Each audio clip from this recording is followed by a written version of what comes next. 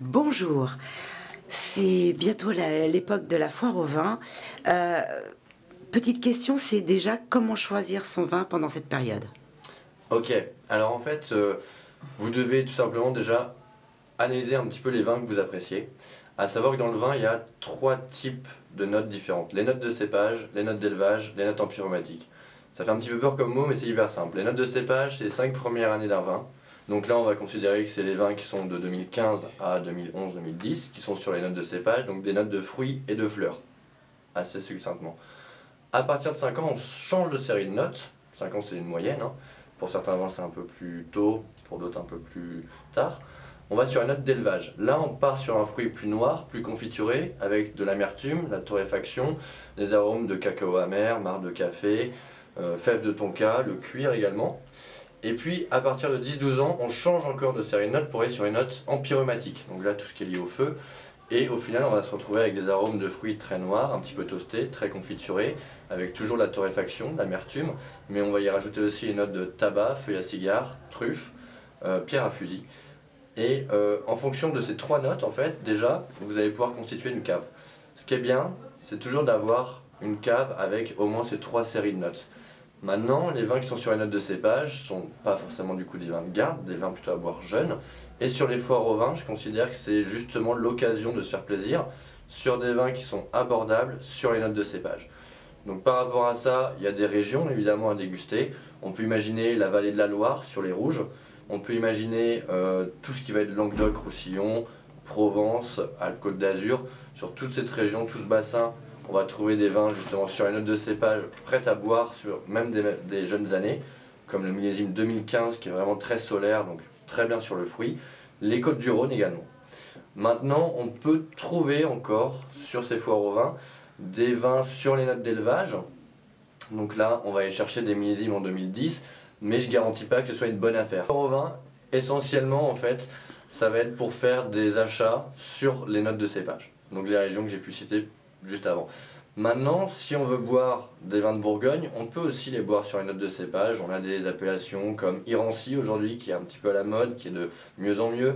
Les Givry, des Hautes-Côtes de Nuit, qui fonctionnent bien sur les notes de cépage. Mais après, dès qu'on va chercher des Nuits Saint-Georges, des Gevrey-Chambertin, là c'est quand même mieux d'aller chercher les notes d'élevage et les notes empyromatiques. Donc je ne les conseille pas forcément sur les foires au vin. Est-ce qu'on va trouver quand même dans les foires au vin des vins de garde?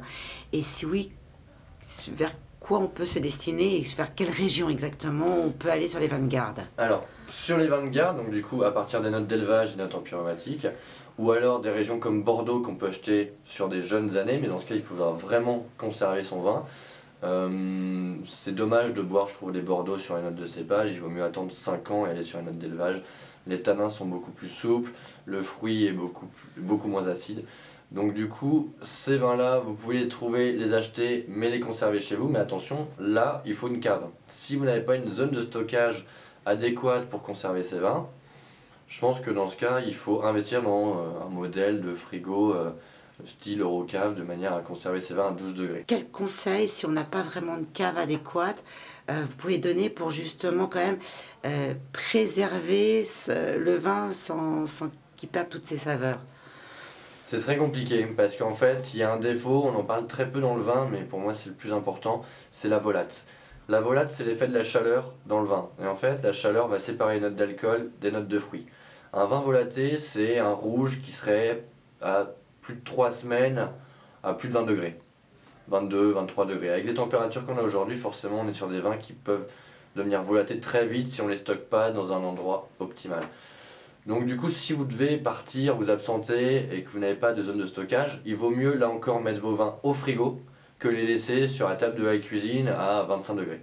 Et même un vin rouge? Les rouges et les blancs, quoi qu'il arrive, l'ennemi du vin c'est la chaleur. Donc de toute façon, on aura à terme un vin qui sera volaté. Si vous n'avez pas de cave, vous ne pouvez pas acheter de vin. C'est aussi simple que ça.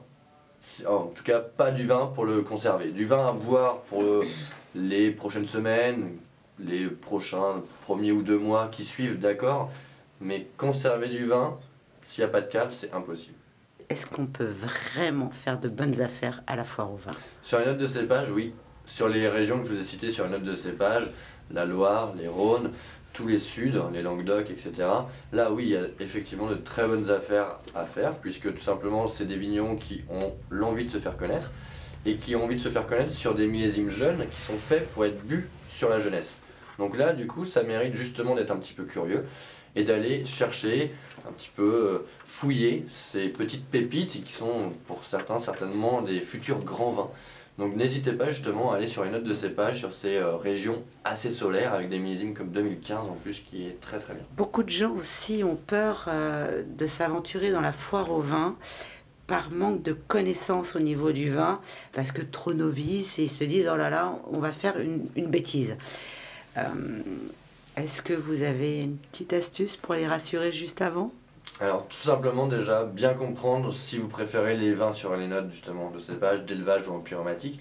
Et je pense qu'il faut laisser peut-être un petit peu tomber sur les foires au vin les grandes appellations. Voilà, c'est pas là où il y aura des coûts à faire, c'est pas là où on va avoir un rapport qualité-prix optimal. Je pense qu'il vaut mieux laisser ça au métier des cavistes qui, dans Paris, certains le font très bien et vont vous proposer des grands vins sur des régions où on le sait qui sont un peu chères comme Bordeaux et Bourgogne, à des prix, un rapport qualité-prix très bien. Maintenant sur les foires au vin, vraiment j'insiste, allez justement sur les autres régions de la France et constituez-vous une cave justement avec une multitude de régions et de cépages différents et de millésimes assez jeunes. Voilà. La foire au vin, c'est pas fait pour vendre des vins sur des millésimes qui auraient plus de 10 ans, etc. Non, c'est plutôt pour aller dans la jeunesse.